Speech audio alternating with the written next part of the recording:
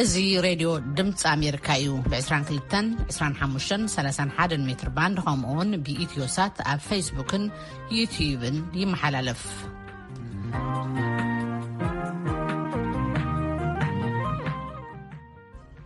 دحن نمسهم كبرى سمعتنا لومي قدم 25 تحساس كل تشحن 21 ويكا 16 تحساس كل تشحن 14 عام تمرتيم أمنا لومي قدم السنبت مدبنا نغنة تعنا تقرأ ملكيتو زت أمتا مدب يخهلونا أقايشنا دكتور هايلي أبرها كاب أستراليان دكتور هايل مكبدة كاب أمريكانيوم دكتور هايلاي اب تግራይ ኩነታት ጥዕና ኣመልኪቱ ንዝወረደ ኣብ ብሪቲሽ ሜዲካል ጆርናል ግሎባል ሄልዝ ዝተባሃለ ጆርናል መጽናዕታዊ ጽሑፍ ካብ ዘዳለው ኾን ከሎ ዶክተር ሃይልም ከበደ ድማ ኣብ ምጅማር ተኹናት ኣብ ሞከሲ ሆስፒታል ዓይደር መቐለ ዳይሬክተር ዝነበረ እዩ። ነቲ ቃለ መጠይቅ ገብረ መድህን ይካይድዎ ናብኡ ከሕልፈኩም ቅድሚኡ ግን እዚ ቃለ መጠይቅ ኣብ ዝሓለፈ ሰሙን ዝተገብረ ምዃኑ ክንሕብረኩም ንፈቱም።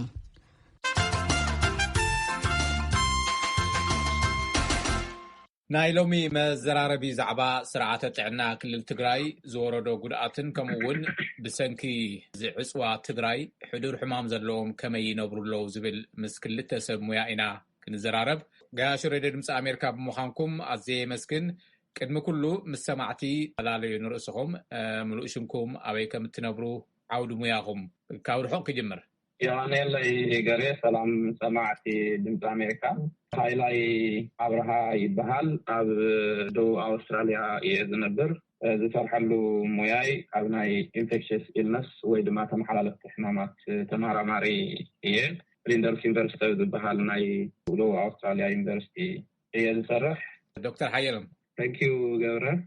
ሰማዕቲ ድምፂ ኣሜሪካ ኣነ ሃየሎም ከበደ ይበሃል ከዚ ልንእኽቦ ኣብ ዩናይትድ ስቴትስ ፖስት ዶክተራል ፈለው ኣብ ዩኒቨርሲቲ ኦፍ ሜሪላንድ ባልቲሞር ምርምር የልገብር ብሞያይ ቤዚክ ሳይንስ ኤምብሪዮሎጂስት እየ ኣብ ምርምሪ ኣብ ትምህርቲ ሞር ኣብ ትኩረተይ ግን ቅድሚላ ኣብ ዩናይትድ ስቴትስ ምምፃይ ኣብ ዓዲ ኣብ ትግራይ ኣብ መቐለ ኣብ ዓይደር ዩኒቨርሲቲ ሆስፒታል ተጠባባቂ ዋና ሓላፊ ኮይነ ብኖቨምበር 2020 እቲ ጦርነት ማለት እዩ ሳብ ዝመጽእ ኣፕሪል ድረስ ናቲ ሆስፒታሊ ናቲ ኮሌጅ ላዕለዋይ ሓላፊ ኮይነ ሰርሐነ። የመስግን ዝኸበርኩም ሰማዕትና እዚ ኣድላይድ ኣውስትራልያ ካብዚ ካብ ዋሽንግተን ዲሲ ናይ 15 ፈረቓን ሰዓታት ኣፈላላይ ኣለና። ሓደ ካብ ዙርያ ዓለም ክኢላታት ትግራይ ዝተሳተፍሉ ኣብ ኩናት ትግራይ ኣብ ትካላት ጥዕና ወይ ስርዓተ ጥዕና ብዛዕባ ዝወረደ ዕንወት ሓደ መጽናዕቲ ተኻይዱ ካብቶም ነቲ ሰነድ ዘዳለው ሓደ ኢኻ ዶክተር ሃይላ ኣብርሃ። እስኪ ፈለማ ብዛዕባ እዚ ጉጅለ ክኢላታት መብርህ ሃበና። ከምቱ ዝተባሃለው ዝቀረበ ግዜ ኣብ ሓደ ብሪቲሽ ሜዲካል ጆርናል ግሎባል ሄልዝ ዝበሃል ብጣዕሚ ዝተፈለጠ ጆርናል እዚ ናይ ትግራይ ናይ ጥዕና ኩነታት እዚ ጦርነት እንታይ ዓይነት ጉድኣት የብፅሑ ዝብል ሓደ ፔፐር ሓቲምና ነርና። ኣባላት ናይዚ ስራሕ ምናልባት ብዙሕ ሰው ይፈልጦ ይኸውን እዩ JSTS ማሕበር ዓለም ለኸ ምሁራት ትግራይ ዝበሃል ማሕበር ኣሎ። ስለዚ ኣብ ዳያስፖራ ዘሎ ምሁር ትግራዋይ ብምሉኡ ኣብ ሓደ ኔትወርክ ተሰብሲቡ ብዛዕባ ትግራይን ንትግራይ ጥቕሚ ነገራትን ብምሉእ ዝዝትየሉ ማሕበር እዩ። ስለዚ ነዚ ፔፐር ብዝምልከት እቲ JSTS ዝተፈላለዩ ቅርንጫፋት ኣለዎ። ካብቶም ቅርንጫፋት ሓደ JSTS ሄልዝ ዝበሃል እዩ። ስለዚ እዚ ፔፐር ዝተሳተፍና ኣባላት ናይ JSTS ሄልዝ ኣባላት ኢና ዳርጋ 10 ካብ ዝኸውን ሰባት ኢና ተሳቲፍና። ነቲ ፔፐር ኣነ ካብ ኣውስትራልያ ኮይነ እየ መሪሐዮ ካልኦት ክልተ ዶክተር ፍሳን ዶክተር ኣዜብን ዝበሃሉ ኣብ ኣውስትራልያ ኣለው። መብዛሕትኦም ኣብ ኣሜሪካ ዝነብሩ ሰባት እዮም። ዓበይቲ ፕሮፌሰራት ፕሮፌሰር ኪሮስ፣ ፕሮፌሰር ኤልያስ፣ ዶክተር ማሩ፣ ፕሮፌሰር ዳውድ፣ ፕሮፌሰር ሙልጌታ ካልኦት ዘለዎ ኣሜሪካ ኣለው። ዶክተር ማሩ ዋና ናይ JSTS ሰብሳቢ እዩ ኣብ WHO ዝሰርሕ ንሱ እውን ኣብዚ ፔፐር ፓርቲሲፔት ገይረ ኣሎ ማለት ስለዚ ሕፅር ብዝበለ መልክዑ ስብጥር ናይቶም ተመራመርቲ እዚ ዝመስል ኣነለ ዶክተር ሃይላይ ዶክተር ሃየሎም ናባኻ ክምለስ እየ። ሕዚ እውን ዶክተር ሃይላይ እቲ ዝተኸተልኩሞ ናይ መጽናዕቲ ኣገባብ ከመይ እዩ? ኣብ ትግራይ ምጽሓይ ይከኣልን እሞ እቲ ዝተኻየደ መጽናዕቲ ምስ ምእካብ መረዳእታ እቲ ዝሸፈኑ እዋን እውን ካብ ህንደይ ከም ዝተኻየደ ንሰማዕቲ ግለጸልና። ኣብ ትግራይ ጥራሕ ዘይኮነስ መብዛሕትኡ ግዜ ከምዚ ዓይነት ኩናት ዘለዎ በተለይ ከዓ ጀኖሳይዳል ዋር ዝበሃል ዘለዎ ቦታ ዳታ ንምርካብ ብጣዕሚ አሸጋሪ እዩ ሰናይ ትግራይ ኩነታት እውን ካብኡ ዝተፈለየ ይኮነን ግን ሕፅር ብዝበለ መልክዑ ዝተኸተልናዮ ኣገባብ ብምግላፅ ዝኣክል መጀመርያ ኣብ ፌብሩዋሪ 2021 ኣካባቢ ኣነን ዶክተር ፍስሓ ዝበሃልን ሓንቲ ሓፃር መጻጽ ሕቲምና ነርና the health crisis in Ethiopia ዋራ በጅ ትግራይ ስብል ኣብ ናይ ኢትዮጵያን ኢንሳይት ናይ ምሕተሚ ዌብሳይት እዩ ሶታ ኦፒኒየን ፒስ ዳርጋ ሰለስተ ገጽ ኣክል ያን ሳምንት ሕተምና ብጣዕሚ ብዙሕ ረኣይ ስለዝረኸበት ካብቶም ረኣይት ሓደ ናይቶም አንተ ዝገለጽዎ ናይ JSTF ሲኒየር ኣባላት ፕሮፌሰር ኤልያስን ፕሮፌሰር ኪሮስን ኣስተማርሓውን ዘለው ፕሮፌሰራት እዮም አፕሮች ገይሮምና ኣብ ናይ ወርሓዊ ናይ ማሕበራት ናይ ኮሚቴ አሶሲዬሽንስ ኦፍ ዳያስፖራ ፕሬዘንት ክንገብር ምስተጠየቅና ናብ እዚ ካብቲ ሕዝን ዝተፈላለዩ ዳታታት ወሰድካ ናብ ፒር ሪቪውድ ፔፐር ወይ ከዓ ብሳይንሳዊ ምሁራት ክሪቲሳይዝ ተገይሩ ከሕተም ናብኩም ዓይነት ተነዕብዮ ዝብል ሓሳብ መፅዩ ንሱ መሰረት ብምግባር ናብ ፒር ሪቪውድ ፔፐር ንምዕባይ ኣብ ንዝጋጀየሉ እዋን ጊዜያዊ ናይ ትግራይ መንግስቲ እውን ሕፅር ዝበለ አሰሳ ይካየድ ነይሩ እቲ ኩናትስ ኣብ ትግራይ እንታይ ዓይነት ጉድኣት ተውፅሑ ዝብል ማለት እዩ እዚ ናይ ትግራይ ብልፅግና ጊዜያዊ መንግስቲ ክሽካብ ሜይ 2021 ነው ዘሎ ጊዜ አሰስመንት ሰሪሑ ወይ አሰሳ ሰሪሑ ቅድሚው ግን ዝተፈላለዩ ዓለም ለኸ ድርጅታት WHO UNAIDS USAID ካልኦት ድርጅታት MSFን ካልኦትን ሓዊሱውን ሕፅር ዝበለ ሪፖርትታት የውፅኡ ነይሮም ብጣዕሚ ፍሉጣት ሰባት እውን ከምኡ ማለት እዩ ሶንታይና ጌርና ንሕና መጀመርያ ፌብሩዋሪ ዝሕተምናዮ ወረቐት ምስቲ ናይ ትግራይ መንግስቲ ዘውፅኦ ጊዜያዊ ሪፖርት ከምኡውን እዞም ዓለም ለኸ ድርጅታት ዘውፅእዎ ዝተፈላለዩ ሓፀርቲ ሪፖርታትን መግለፅታትን ሰብሲብና ኣናላይዝ ጌርና ናብ ከምዚ ዓይነት ፒር ሪቪው ፔፐር ወይ ናብ በትፊልዱ ኤክስፐርት ዝኾኑ ሰባት ሪቪው ክገብርዎ እሞ ናብ ብጣዕሚ ዝተፈለጠ ጆርናል ሰሚት ክንገብሮ ተስማሚዕና እዚ ኣብ ሰነ አናላይዝ ጌርና ምትወዳእና ጁላይ 2021 ናብ ብሪቲሽ ሜዲካል ጆርናል ግሎባል ሄልዝ ዝበሃል ሰዲድናዮ ኦገስት 2021 ሪቪው ገይሮም ኖቨምበር አካባቢ 2021 ፔፐር ፐብሊሽ ኮይኑ ማለት እዩ ዶክተር ሓየሎም ኣብ ትግራይ ክሳብ መዓዝ ኢኻ ነርካ ብርግፅ ቅድም ኢልካ ጠቂስካ ነርካ ኣብ ሆስፒታል ዓይደር ኢኻ ነርካ እሞ ኣብቲ ሆስፒታል ይኹን ኣብ ካልኦት ከባቢታት እቲ ኩናት እናተኻየደ ኣገልግሎት ሕክምና ንምሃብ ዝነበረ ብድሆ ወይ ድማ ፈተና እንታይ መስል ነይሩ ምልስ ኢልካ እግዚአብሔር ለገብረ ወሃምዚ አንቶ ብትናገርኽዎ ኣነ ብተቆርነት ጊዜ ኣብ ትግራይ የነበረ ሳብ ማርች መጨረሻ ላዝ በቅድም ምምፅእ ጀምሩ ኣፕሪል ለዝመፀ ኣብ ዓይደር የነበረ ኣብዚ ሕክምና ተፈላለዩ ነገራት ብሓላፍነት ደረጃ ኮይነ ላሰራሕ የነበረ ማለት እዩ ጦርነት መጀመርያ ጦርነት ዝነበረና ችግር ድሕሪ ኖቨምበር 28 ወይ ብናኣትና ቆጣጥራ ሕዳር 19 ፌደራል መንግስቲ ድሕሪ መቐለ ምቁፅጣር ሁሉ ተፈጠረ ነገራት ማለት እዩ ቅድሚ ኣብቲ ጦርነት እንደና ኢርሊ ኖቨምበር ማለት እዩ አሻዓቱ ያው ጦርነት ስለነበረ ዝነበረና ሞራል ሕሙማት ልሙፅና ኖሩ ሞሮፍ ጦርነት ካዡዋሊቲ ልገጠሞምና ኖርማል ስራሕና እናካየድና ኢና ነበርና ንኣየር ልድብደብ መሳርያ ትጎድኡ ሰባት ብታ አካባቢ በተለይ መቀለላ ተጸጋዕ ብድመጽ አካባቢ ተወሰነ ምምጻእ ጀምሮም ካብኡ መድኃኒት አሻዓቱ ብነበረና ጊዜ ደሕናይና ነበርና መድኃኒት ለመብራህት ለነው ስልክ ለነውሩ አፍቲ ተፈላለዩና ሆስፒታል አክቲቪቲ ደሕና ለኸተነው ናዚ ፌደራል መንግስት መቀለ ቅድም ምእታዩ ኢርሊ ኢን ዘ ሞርኒንግ ማለት እዩ ቀዳም 19 ብጣዕሚ ሄቪ ለኾነ አርትሪ ሼሊንግ ነውሩና አሻዓቱ ዓይደር የነበርአነ ታራዕተ ሳብሽልሽም ብመጻታ ብጣዕሚ ከፍተኛ ለኾነ ሼሊንግ ይመጽእ ኣብ ዓይደር ለሓደ መንስእ ይወድቅ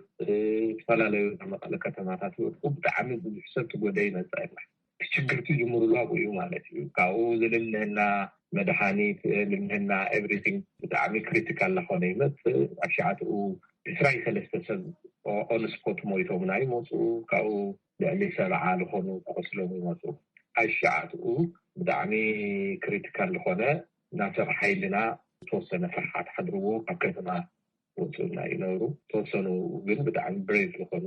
حكاين نرسها وكل شجر حلو لا تفعل قاوي أو حدا عصرت الشعب تليتي والتلاكي بدأته تنبت لهم لأتوا حكاين جمرها تاوسني موت على هايلايت عليه موتنا بتليتهم حضور حمام لنورهم كرونيك إلا نورهم سوا هوسبيتال مضمر حالي وصلوا منامك تجروا وردا كاوسني دار حدا مالتي كاو هوسبيتال فيدنا هوسبيتالنا أوريدي بميليتاري إترفيس كاب مكلاكيا لا مقالة عتلو نا مجمريا مكلاكيا لا عتين بوتا حدا عيدر تو هوسبيتال تي مخليات بدنبي اي نقطه الذي سننغو عيدر كامب لفرح السراويت اقول انه حموم اقول انه نحكمنا بعلمها كوتسي كاتي غادينيا ثاني كاوي وتجيكر مجمرنا مالتي لا يا وتي كاو دحر حالاتنا كلنا أنا يوم حقنت خوينا مثل من الفوتوسات النجار من النجار حسوا كأو نتاعي كالي بدنا وترشحت ما الجوارو حدث مجمرو تاعي الجوارو أبرن تجري في حيل خدان أنصفه ناردكم بتويوجر كأو مثل من الفوتو أشعات لنا حدا شالك عيو لو خيدنا وزه هوسبيتال كسر حدكم تدلوا لي كسر ويس سرح لحد جو نبض سلسلة معلش بقول فممان نجيبها جنوي راح تنيا كود خالي كأكيد خالينا فمم كأكيد خالينا دحار فقدوا لنا توصلنا حمومات نجيب نرجع هم دلوقتي كأو جمرو دا نروح نتفاعل كلنا كسبنا الحموم تجري نفس ولا جبرنا هذا على تتقال له افتنا مجمري على نبرنا تجر هم دلوقتي فرحات نتي مكانك بعلو الجور فرحات كأونا مدحنيت حضرت لقدمنا النبرسله كأولا مبدأ توصلوا بعلمياتنا بفرح مخنيات كتفل على كبابي كادو كتما وصل ስለዚህ እዚ ኦቨርኦል አፍቲ ሂውማን ፓወርዋ አፍቲ ሎጂስቲክስ ችግራትና ምርአይ ጀምርና ነና ማለት ይላ ኮንዲሽን ለሆነ ኢንቫይሮንመንት ለና መስራህ አመስርሕ ቦታ ኡለ ከም ወታደራዊ ካምፕ ስለተቆጠረ ታውለ ችግር ነውርና ማለት እዚ ድምጽ አሜሪካ እዩ ተከታተልዎ ዘለኹም መደብ ኣብ ትካላት ጥዕና ትግራይ ምስኩናት ተተሓሒዙ ዝወረደ ዕንወት ዝጠመተ እዩ ኣጋይሽና ዶክተር ሃይላይ አብርሃን ዶክተር ሓየሎም ከበደን እዮም ኣንጋዲ ከዓ ገብረ መድህን እዩ እዚ ቃለ መጠይቅ ኣብ ዝሓለፈ ሰሙን ተኻይዱ ናብኡ መልሰኩም ዶክተር ሃይላይ ናይቲ ዘካየድኩሞ መጽናዕቲ ውጽኢቱ እንታይ እዩ ነይሩ በአሃዝ ተቕሶም ዝግባ كندي هوسبيتال خمس نوارا صنيعو كاو سرحت وصا زخونه دما كندي خمس زخونه بزي ملكع استغلصلي يغني لي من اربعه دحاك مصطفى هنا يفلط كلمه افتي وانا فايندينج مساوي تفكر بدم بي وايد لينتن كاينيرو على محورا ميدات شير يقدر نيرنا او الى ساينس تاخذ مسلو جن مسارات زي لهم على حدا حتات اللي على نيرو من اربعه دحاك مصن دحرنا كنا دحارك مصطفى كاين دحارك كله صحيح كم حتى حزي له هو نافتي من الوقت بتعمي حد زرزر نايت مصنعتي زرزر نايت مصنعتي وتفيك زدلي من بواي نافتافيفر خير تزنبو دسيلني بتعم زرزر سلازفنا احتر بالفعل مجلس باكل جن بالانفراستراكشر تجمر اذا تفعل عليه نجراتنا نجرنا اساسا مدوار موكرنا كاواتم حدثهم مسارات المعات نقولوا نايت احنا مسارات المعات تجري قدمت فينات 47 هوسبيتالات كل 233 عندنا طبيعات كم اول شوعات 12 عندنا كلاتن كل 299 امبولانسات ينيرنا اذا قدمت فينات بحرص فينات كسكار ميكل تشن 20 حدا نزل له كبابي كرأت له حتى 47 هوسبيتالات درجات العام إيطالي ويملو لمولو عنينين أي فرحي ويفعل بخفيل أي فرحي الذي حاول جلجلوت وسع خينيو خنولة لنا كم تفس ورقة فجلته ويملو لمولو عنين له ويجلجلي هوسبيتالات ناب وتحضراوي كامب بتغير له ويفعل كنت أهليو جنتي ناي حكمنا قصص بمولو تشارك الله على فيه كل 233 عندنا طبيعات بمسارته ناي تجري حزبي 85% او غلغلت يمشينا 85% او تقدر بتعامل الفكريه حاليا درجه 83% تنت عندنا طبيعات او غلغلت وصاير كده اذا 10% او طرح يتنت عندنا غلغلت ፈንክሽናል ዝኾና ወይ ንስሞ አገልግሎት ዝህባ ናላ ዶክተር ሓየሎም ክመፅእ ይኸውን እዩ እተን ዘለዋ እውን ካብቲ መድሓኒት ካልኦት ናይ ሕክምና ኣቑሑታት ስለ ዘይብለን ዳርጋ ዘየለዋ እየን ማለት እዩ ካብተን 712 ጥዕና ክላ ባይዘይ ሙሉእ ብሙሉእ ወይ 100% ካብ ኣገልግሎት ወፃኢ እየን ምናልባት ናይ ጥዕና ኬላ ንዘይፈልጥ ሰብ ደቂ ኣንስትዮ ካብ ገዛ ናብ ገዛ እናኸዳ ዳርጋ 17 ፓኬጃት ኣገልግሎት ዝህባሉ እዩ እዚ ናይ ህፃናትን ኣዴታትን ወሊድ ኣገልግሎት ይሓውስ ብዛዕባ ኤችኣይቪን ካልኦት ተመሓላለፍቲ ዝኾኑን ተመሓላለፍቲ ዘይኮኑን ፅኑዕ ሕማማት ኣገልግሎት እውን መሃቢውስ ካልኦት ሓዊስካ ማለት እዩ ካብተን 269 ትግራይ ኣምቡላንሳት ቅድሚ ኩናት ዝነበራ ዳርጋ 900 ወይ 238 ኣምቡላንሳት ኣበይ ከም ዘለዋ ይፍለጣ ባይዘወይ ዘን ኣምቡላንሳት እዚአን ዳርጋ 56% ዝኣክል ንናይ ኣዴታት ወሊድ መመላለሲ እየን ነይረን ስለዚ 238 ኣምቡላንሳት ካብ ኣገልግሎት ወፃኢ ኮናት ኣለዋ ምስ ተታሒዙ ዝመፅእ ናይ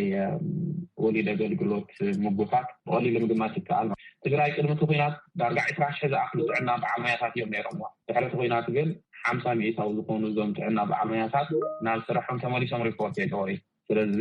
ብሰንኪ ደሞ ክኸውን ይኽእል ጥዕና ሞያታት ካብ ኣገልግሎት ወፃኢ ክኾና ስለዝኽእላ እንደገና ዝረኸብናዮ እውን ገሊኦም ንባዕሎም ሂወቶም ንምድሓን ናብ ዝተፈላለዩ ናይ ተሰናኸል ወይ IDP ሰንተር ንብሎ ዝተመዝገቡን ኣለዉ ዳርጋ 2,000 ዝኣክሉ ኣብ ሓንቲ IDP ኣብ መቐለ ጥራሕ ማለት እዩ እንደገና ናይ 10 ሰባት መጡ ሪፖርት ተገይሩ ኣሎ ብጣዕሚ ወሰንቲ ዝበሃሉ ፕሮግራማት ከም ኮሚኒቲ ሄልዝ ኢንሹራንስ ንብሎ ማለት ሰባት ንእሽተይ ነገር ኮንትሪቢዩት እናገበሩስ ድሓር ብነፃ ወይ ብቅናሽ ክሕከምሉ ዝኽእሉ ፕሮግራም ነይሩ ሙሉእ ብሙሉእ የተዋሪሱ እዚ ከምቲ ዓንተ ዝገለጽክዎ ናይ ጥዕና ኬላ ወይ ሄልዝ ኤክስቴንሽን ፕሮግራም ንብሎ ንሱ እውን ከም ሙሉእ ብሙሉእ ማለት እዩ ስለዚ ታይ ማለት እዩ ዝደለበረ ዲስትራክሽን ወይ ኮኔልካ ጥዕና ሕክምና ከዓነ ምግባር ክስረቕ ምግባር በዓል ሞያታት ካብ ዘለዎ ቦታ ክፈናቐሉ ምግባር እዚ እቲ ናይ ጥዕና ስርዓት ብጠቕላላ ከም መሳርሒ ኩናት ከም ምጥቃም ዝገልጽ እዩ ማለት እዩ እዞም ፈሪሶም ኣለዉ ግን ናብቲ ዋና እንታይ እዚኦም ማለት እዚኦም ምፍራት ማለት እዩ እንታይ እዩ ኢምፕሊኬሽን ክኸውን ዝኽእል ነቲ ቀንዲ ናይ ጥዕና መለክዕታት ናብ እንሪአሉ ሰዓት ኣሕፅረ ኣቢለ ምስ ግዜ ንኣብነት ናይ ኣዴታት ኣገልግሎት ንምርኣይ ክምኩር ትግራይ ቅድሚ ኩናት ካብ 100 ኣዴታት 94 ቅድሚ ወሊድ ኣገልግሎት ይረኽባ ነይረን ካብ 100 ኣዴታት ትግራይ እተን 73 ኣብ ናይ ሕክምና ጥዕና ብኽኢላ በዓል ሞያ ይወልዳ ነይረን ካብ 100 ኣዴታት ትግራይ እተን 63 ምስ ወለዳ ድሕሪ ናይ ወሊድ ኣገልግሎት ይረኽባ ነይረን ብሞት ደረጃ እውን ክንሪኦ ዘለና ካብ 100,000 ኣዴታት ትግራይ 186 ጥራሕ እየን ዝሞታ ነይረን እዚ ከዓንተ ዝገለፅኩልኩም ብሙሉእ ምስ ናይ ሃገር ወይ ምስ ናይ ኢትዮጵያ ናሽናል አቨሬጅ ማርተስለ ብሙሉእ ዝበለፀ ውጤት እዩ ተስዋኢ እውን ብመብዛሕትኡ ፅሕፋት ትሪእዎ ትግራይ ቅድሚ ኩናት ብጣዕሚ ዝበለፀ ናይ ጥዕና ስርዓት ነይርዋ ድሕሪ ኩናት ግን ወረስቲ ዝበሃል ወይ ብጣዕሚ ዝኸፍአ ናይ ጥዕና ስርዓት እዩ ኮይኑ ዝበሃል ብቁፅሪ ንምግላፅ ዝኣክል ድሕሪ ኩናት ኮምፕሊትሊ ብዝበሃል መልክዑ እቲ ናይ ኣዴታት ኣገልግሎት እዩ ኣቋሪፁ ስኢሉ ብቁፅሪ ንምግማት ካብ ዝኣክልስ ኣብ 3 ወርሒ ውሽጢ 45,000 ዝኣክል ኣዴታት ናይ ቅድመ ወሊድ ኣገልግሎት ይረኽባ እንታይ ማለት እዩ እዚ ናይ ቅድመ ወሊድ ኣገልግሎት ይረኽባ ማለት ጥንሳት እንድሕር ኮይነን ቆልዓ ብስነ ስርዓት ደይንቀሳቀሱ ኣለዎ ኣዴታት ደም ደይፈሰን ኣለዎ ካልእ ቅድመ ወሊድ ክገብርኦም ዝግባእ መመርመሪታት ይገብራ ኣለዋ ገለገለ ዝብል ብሙሉእ ምስ ብዘይ ምግባርን ክመፅእ ዝኽእል ናይ ጥዕና ኣገልግሎት ካብ ሓሊፍካ ባዕለን ሓሊፍካ ናብቲ ናይ ጥዕና እዚ ብሙሉእ ዝተተሓሓዘ ነገር ምግማት ይከኣል እዩ ማለት እዩ by the way after paper የገለጽና የልግነው ቀረባ ጊዜ ዩኒሴፍ መጽናዕት ተካሂዱ ነይሩ ስለዚህ ካፍተን ጥንሳትን መጽወትን አዴታት ትግራይ ከረንትለር ዘለዋ ማለት እዩ እተን ፍርቀን ናይ ምግቢ ሕጽረት ተጋጥሞን ይብል አክሲስ ማልኒትሪሽን by the way ስለዚህ እዚ ንሞት ብጣዕሚ ዝቀረበ እይና እቲ ኩነታት መስጊ እዩ ዘሎ ተማለው ዜና ተሰሚዕኩም እውን ኣብ ቴሌቪዥን ትግራይ ቀሪቦም ናይ ትግራይ ናይ በዓል ሞያታት እቲ ናይ አዴታት ሞት ካብ ዕስን ላዕሊ እዩ ወሲኹ ዝብል እዮም ሪፖርት ገይሮም ናይ ህፃናት ጥዕና ብዝምልከት ንምርኣይ ትግራይ ቅድሚ ኩናት ካብ 100 ህፃናት ትግራይ ቶም 73 መሰረታዊ ዝበሃል ናይ ክትባት አገልግሎት ይረክቡ ነይሮም እዚ ከምታ ዓንቶ ዝገልኩም ምስ ፌደራል ክነኣቀል ከሎ ብጣዕሚ ዳርጋ 99% ናይ ኢሚናይዜሽን ቫክሲኔሽን ሬት ፌደራል ካብ 100 ህፃናት ተጋሩ እቶም 83 ናይ ሚዝልስ ክትባት ይረክቡ ነይሮም ብሞት ደረጃ ክንሪኦ ከለና እውን ካብ 1000 ህፃናት ተጋሩ 35 እዮም ዝሞቱ ነይሮም በተለይ ትሕቲ 5 ዓመት ሞት ክንሪኦ ከለና ማለት እዩ ድሕሪ ኮይና ግን ብቀሊሉ እኳ ምርኣይ ዝከኣልስ ዳርጋ 0.9 ሚልዮን ዝኣክሉ ህፃናት ትግራይ ፖሊዮ ዝበሃል ክትባት ይረክቡ ወዲያው ምስተወለዱ ዝረክብዎ ዝግባእ ስለዚ ፖሊዮ ብዘይ ምፍታዎም ታይዳ ኣሕመፅ ዝኽእል ብጣዕሚ ብዙሓት ሕማማት ክመፁ ይኽእሉ እዮም ብጣዕሚ ዝተለመደ ግን እግሪ ናይ ምልማስ ሽግር ክህሉ ይኽእል እዩ ማለት እዩ ዳርጋ 0.8 ሚልዮን ዝኣክሉ ህፃናት ተጋሩ ሚዝልስ ዝበሃል ክትባት ኣይረኸቡ ክንሪኦ ከለና ኣብ ዝቐረባ ግዜ ሕዚ እውን ዩኒሴፍ ዘውፅኦ ሪፖርትስ ካብ 4 ህፃናት ተጋሩ ሓደ ኣብ ኣፍ ሞተሎ ኢሉ ሪፖርት ገይርዎ ብቁፅሪ ክስላሕ ተለዚ ዳርጋ 100,000 ዝኣክሉ ናይ ህፃናት ተምሃሮ ኣብ ኣፍ ሞተሎ ማለት እዩ ካልእ ምናልባት ንወይኑ ፕሮግራም ተስርሐሉ ደስ ዝብለኒ እዚ ናይ ሬፍ ወይ ከዓ ናይ ደቂ ኣንስትዮ ዓመት ብዝምልከት እዩ ብጣዕሚ ዝተፈላለዩ ቁጥርታት እዮም ዘለዉ ከምቲ ትፈልጥዎ ኤግዛክት ነምበር ንምግማት ብጣዕሚ የሸጋሪ ፅኢሉ ቅድሚ ሕዚ ካብ ናይ ሩዋንዳ ጀኖሳይድ ዝተካየደስ ካብ 250,000 ክሳብ 500,000 እዩ ስለዚ ናይ ትግራይ እውን ብልክዕ ኤግዛክት ነምበር ንምርካብ ኣሸጋሪ እዩ UNFPA ዝበሃል ናይ ኣሜሪካ ድርጅት ዳርጋ 52,500 ዝግመታ ኣዴታት እየን ተደፊረን ዝብል ብርግጠኝነት ምስቲ ናይ ትግራይ ካልቸር ምስቲ ናይ ኩነታት ኩናት ብጣዕሚ ከቢድ ምዃኑ እቲ ቁፅሪ ብጣዕሚ ክዛይድ ከም ዝኽእል ብቐሊሉ ምግማት ይከኣል እዩ ግን ካብቲ ቁፅሪ ንላዕሊ ኣነ ኣብቲ ባህርያት ናይቲ ዓመፅ የክተኩር ዝደሊ እዚ ድምፂ ኣሜሪካ እዩ ትከታተልዎ ዘለኹም መደብ ኣብ ትካላት ጥዕና ትግራይ ምስ ኩናት ተተሓሒዙ ዝወረደ ዕንወት ዝጠመተ እዩ ኣጋይሽና ዶክተር ሃይላይ አብርሃን ዶክተር ሓየሎም ከበደን እዮም ኣንጋዲ ከዓ ገብረ መድህን እዩ እዚ ቃለ መጠይቅ ኣብ ዝሓለፈ ሰሙን ተኻይዱ ናብኡ ክመልሰኩም ዶክተር ሃይላይ ከይሰፍሐና ርእሱ ዝኸኣለ ከምቲ ዝበልካዮ ሬድዮ ድምፂ ኣሜሪካ እውን ብተኸታታሊ ፀብፂብናዮ ኢና ዋላ በዚ ትብሎ ዘለካ በዝሒ ይኹን ግን ነተን ግዳያቱ ብምዝርራብ ካብ ናይ ዓይደር ሆስፒታል ዝዋን ስቶፕ ዝበሃል እውን ካብኡ እውን እናዘራረብና ሰሪሕናዮ ኢና እቲ ኣፈፃፅሙ እውን እዚ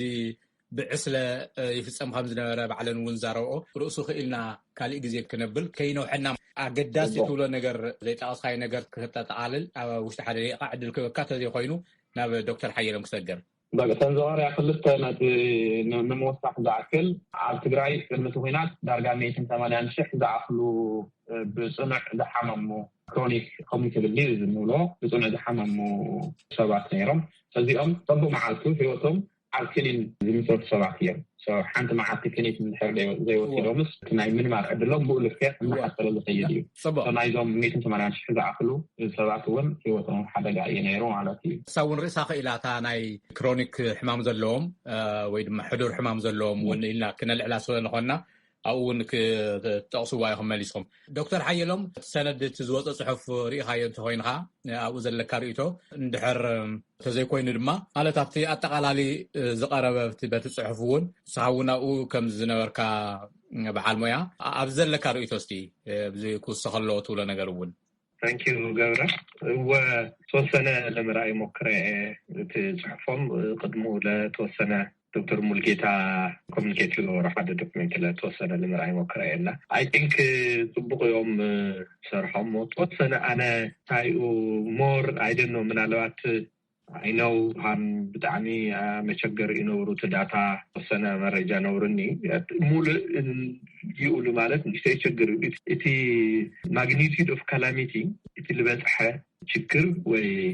ዲስትራክሽን ወይ ውድመት ብጣዕሚ ሰፊሕ እዩና ምናልባትና ምዕራብ ትግራይ ዳታታት ለግነው ተኻተተ ይመስለኒ ካብኡ እንደገና ለተወሰኑ ኣሸዓጡ ለምሳሌ ክሳብ ኣፕሪል ፌብሩዋሪ ስቲል ስፖርት ኤሪያ ነበረን ብኤርትራውያን ተደሓዛና ሳተን ኣድሬስ ገብሮም ምን ምዃንም እርግጠኛ ይኮንኩም ምናልባት ዶክተር ሃይላይ ክጠውየኒ ይኽእል እቲ ካልእ ማልኒትሪሽን ትመልከተ ብደንቢ ትርእዩ ዶ ልብል እሽተይ ንዓለይ ክዝዓምነኒ ምክንያቱም ብጣዕሚ ኣኪዩት ማልኒትሪሽን ብጣዕሚ ላበለ ነብሩ በተላ ዘና IDP ኣባታትን እንዲኑ ኣድሬስ ገብሮሞ ልብል እርግጠኛ ይኮን ኮይና ኦቨርኦል ትርእለኽዎ ግን ኣትሊስት ብደንቢ ገብሮም ለዓለም ላረእይዎ መንገዲ እዩ ኣትሊስት እቲ ሰብ ክርድኦ ከምዚ ሓደ ኣጋንና ወይ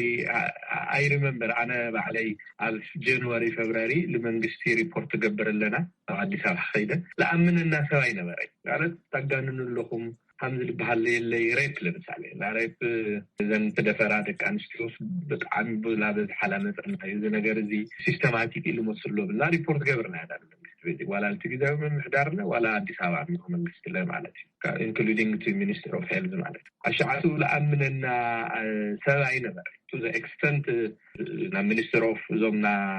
የሴቶችና ህፃናት ሚኒስትር ባህሉ ቲም ከፕሬዚደንት አባላ ዛተኑ ሁሉ ወጾም ለምራይ ሞክርና አትሊስት ኮንቪንስ ንጋርና እዚ ለለብ ሳይንቲፊክ መንገዲ ከርእይዎ ልኸዱ ብጣዕሚ ጽቡቅ እዩና አይ ቲንክ ተወሰኑ ምናልባት ናጊዜ ይዋ ና መረጃ ሕጽረት ረገጡሞም ይሆን ልብል እምነትና ነዳ ኦቨርኦል ግን አሰስመንቱም በደንብ ይቲ ለሪ ለኸሪ ልብልነት ዶክተር ሃይላይ ተንዘልዓለ ነጥታት ምናልባት ርኢኹም መንደት ሆኑ በእግረ መንገድ ኻውን ገልጽ ኻየን ተተኸይድ هو አርክቴክቸር ጥልቅና ሪና የለና ከምት ዶክተር ዝብሎ ዝተማለ መረዳእታ መጀመርያ ወና ንገልጽ ሞክረ ነይረ ዝተማለ ሓበሬታ የኾነ ዘሎ ብዝተፈላለዩ ምክንያታት ማለት እዩ ከን ቀጥታ ኣብቲ ናይ ምዕራብ ትግራይ ዝምልከትን ካልኦት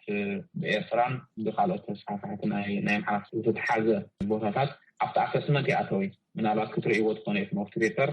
ኣብ ትግራይ ካብ ዘለዋ 47 ሆስፒታላት እቲ ኣሰሳ ዝተገበረ ኣብ 40 እዩ ድማ ካብቲ 40 የተሰብዓ ሚኢታዊ ካብ ኣገልግሎት ወፃኢና ሪፖርት ዝገበርናዮ ማለት እዩ ጥዕና ጣብያታት እውን ከምኡ after February ዝሕተምናዮ ክትርእይዎ ትኾኑ ኢኹም በብዘው ኢና ባይ ዘ ወይ ሪፖርት ጌርናዮ በብዘው ኣክሰስ ዘይነበረና